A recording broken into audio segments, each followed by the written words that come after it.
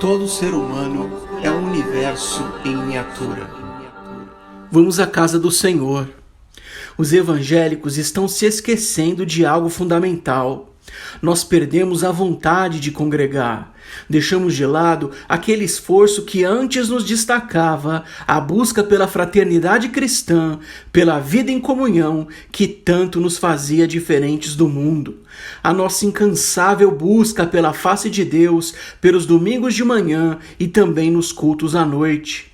Esse sentimento espiritual e religioso que é tão presente no canto do salmista que diz: alegrei-me quando me disseram, vamos à casa do Senhor. Ao adotar interesses extremamente insignificantes, o cumprimento da nossa missão cristã fica comprometido. Há um sentimento de rebelião sendo incutido aos poucos pelo programa secular, um incentivo ao egoísmo e à difamação, uma armadilha que tenta nos direcionar para uma vida desprovida daquilo que antes nos era por mais precioso, a nossa religião cristã. Nos tornamos seculares, somos secularizados, não se nota diferença alguma entre nós e o ateu, o agnóstico e o pagão, pois assim como eles, deixamos de valorizar a busca pela fraternidade e a busca pela face do Senhor, por meio daquilo que Ele mesmo nos ensinou, a vida entre os da fé e o ajuntamento dos santos entre os gentios. Vamos à casa do Senhor. Enquanto vivia Davi, o rei de Israel, o povo ansiava e esperava, e quando ele por fim morreu, Salomão, seu filho, edificou a mais importante maravilha do mundo antigo, um templo, o qual Deus chamou de casa. E Deus mesmo disse: enquanto vocês amarem esse lugar e vierem até aqui para orar, aprender, aguardar todos os meus mandamentos, então eu os farei prosperar e atenderei a todas as suas orações. Porém, se vocês vierem para cá de forma fingida e viverem longe da minha lei, então eu destruirei esse lugar.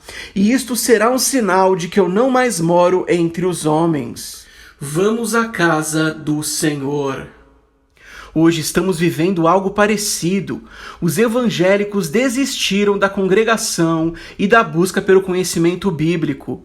Muitos se entregaram a pensamentos simplórios que propõem falsos atalhos que não levam a lugar nenhum, com listas e listas de desculpas e distorções para que o único caminho espiritual viável seja obscurecido. E este caminho é o ajuntamento cristão, uma vida de oração, de leitura e estudo do nosso documento sagrado, a Bíblia, que nos autoriza e nos prescreve direitos e obrigações na nação. Mais do que a lei secular e muito mais do que a própria Constituição, é a reunião dos santos no Messias, a única luz que pode salvar o país. Não abandone a casa do Senhor.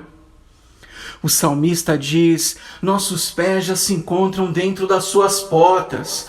Ó Jerusalém, Jerusalém que está construída como cidade firmemente estabelecida. Veja que o salmista não está falando de um lugar de fantasia, de um lugar da imaginação. Ele está falando de uma geografia real, de uma manifestação do mundo espiritual, do mundo que é invisível, porém que é manifesto de forma clara e material. Jerusalém é única, Jerusalém é insubstituível. Tanto é assim que as sinagogas dos judeus espalhadas pelo mundo e mesmo as igrejas dos gentios não são suficientes. E mesmo a réplica do templo construída em São Paulo, para a maioria deles serviu como insulto, pois para Deus nada na terra substitui a cidade que ele escolheu, e o templo que muito em breve será reedificado, o templo do terceiro milênio, o último que virá, para ali ajuntar os povos para o tempo do fim. Alegrei-me quando me disseram, vamos à casa do Senhor. Nenhuma cidade é como Jerusalém, nenhum povo é como seu povo, e nenhum templo é como aquele único templo. Há quem diga: meu corpo é o templo de Deus. Pois se nem congregar você é capaz, duvido que Deus habite em sua vida. Jesus ensinou que é por meio do visível que se dá testemunho do invisível. É por meio do pouco que se dá testemunho do muito. É evidente que Deus deseja habitar em casas de carne e osso, em vidas humanas e não em edificações de madeira e pedra. Por essa razão, a casa de Deus é construída por mãos humanas, como um testemunho visível, um símbolo de que isso está ocorrendo. Do contrário, a destruição do templo não significaria nada, porém está escrito que a sua destruição é um sinal da reprovação divina. Em outras palavras, quando essa casa está de pé, isto significa que Deus habita entre os homens e os aprova. E quando essa casa é destruída, isto significa que Deus não habita entre os homens e os reprova. Alegrei-me quando me disseram: vamos à casa do Senhor. Cada sinagoga é uma extensão do templo que foi destruído e que deve lutar para se reerguer e reconstruir o novo templo. E cada igreja gentílica é uma extensão das sinagogas, que em paralelo coopera para o mesmo objetivo. Todos nós devemos nos engajar nesse projeto solene de edificação do reino dos céus para o estabelecimento da ordem milenar do governo de 1000 anos de paz e prosperidade que um dia teremos sobre a terra. Vamos à casa do Senhor. Cada esforço feito para congregar e toda iniciativa de boa-fé que está de alguma forma relacionada a isso é como um pequeno tijolo na edificação da obra. E cada vez que você se entrega à indisposição, nisso você se rebela contra a era do Filho de Deus, pois o templo e o Filho estão ligados como se fossem um. Por isso o véu do templo se rasgou assim que Jesus morreu, pois nisso havia um sinal da reprovação divina. Assim, era necessário o rasgado véu para a inclusão dos gentios, mas também se fazia necessário a reconstrução do templo, indicando que o mundo deseja o Filho de Deus. Vamos à casa do Senhor. Essa reconstrução já deveria ter ocorrido há centenas de anos e teria sido o maior sinal de que a humanidade reconheceu a ressurreição do Filho de Deus. Porém, se depois de todo esse atraso, aqueles que levantam a bandeira do pecado vierem a permitir que tal edificação ocorra de repente, logo isso é preocupante, pois o templo acolherá então um farsante que deseja se passar por Deus na casa do Senhor, no lugar do Filho de Deus. Isso apenas mostra que por mais de 1 milênio não houve interesse em edificar a era de Deus. Isso tão somente mostra que abandonamos o Filho de Deus para seguir um espírito de engano. E assim, a indisposição agora coopera com a falsidade. Mas todo aquele que ainda edifica pela fé não ficará sem galardão. Vamos à casa do Senhor. Alegrei-me quando me disseram: vamos à casa do Senhor. Pois é para Jerusalém, para onde sobem as tribos do Senhor.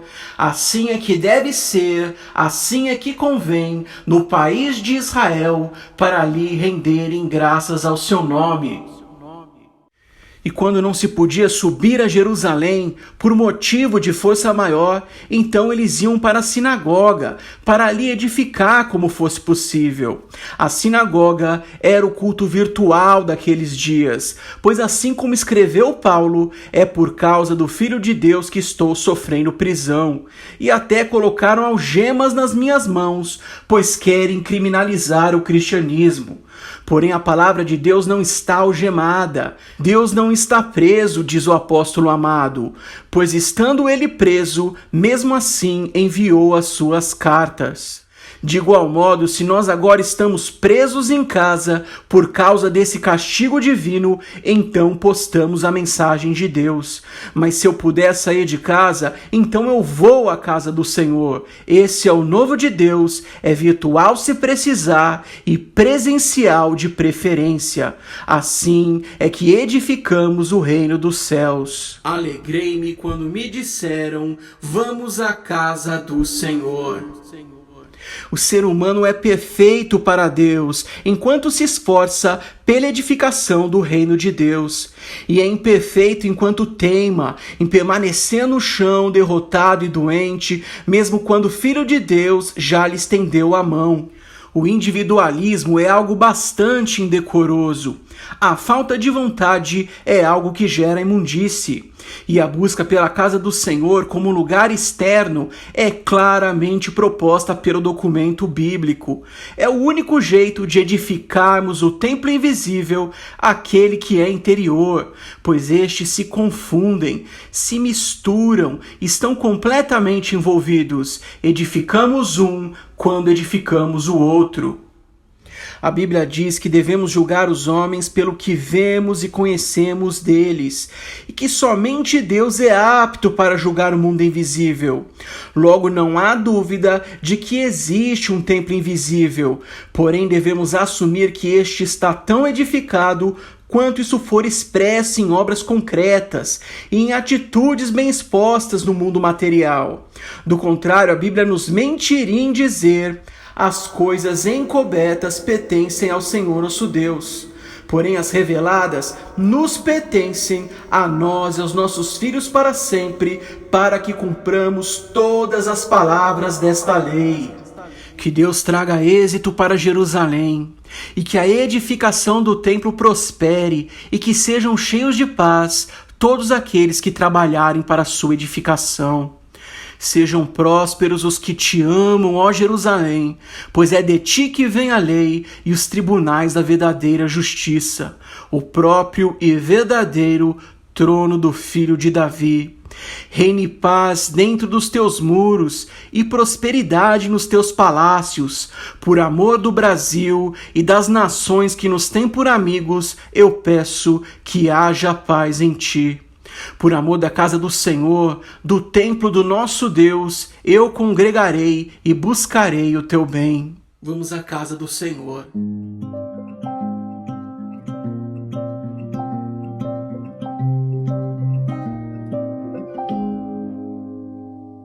Te desejo uma semana abençoada e que o Mashiach resplandeça o rosto sobre ti e tenha misericórdia de ti e que ele levante o seu rosto na presença dos seus inimigos, te livrando de toda forma de mal. Amém.